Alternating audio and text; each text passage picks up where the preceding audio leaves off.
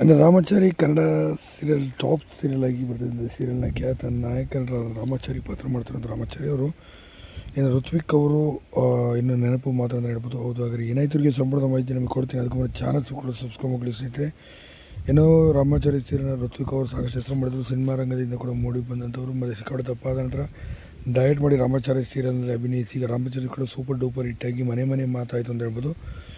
ಇನ್ನು ಸಾಕಷ್ಟು ಪ್ರಶಸ್ತಿಗಳಿಗೆ ಮಾನ್ಯತೆ ಪಡೆದಂಥ ಈ ಸೀರಿಯಲ್ ಹಾಗೂ ಒಳ್ಳೆ ಸೆಂಟಿಮೆಂಟ್ ಡೈಲಾಗ್ಗಳು ಮತ್ತು ದ್ವಿಪಾತ್ರದಲ್ಲಿ ಮೂಡಿ ಬಂದಂಥ ಮತ್ತು ಚಾರು ಅವರು ಅಭಿನಯ ಅದು ತುಂಬಾ ಮುದ್ದಾಗಿ ಬಂತು ಅಂತ ಹೇಳ್ಬೋದು.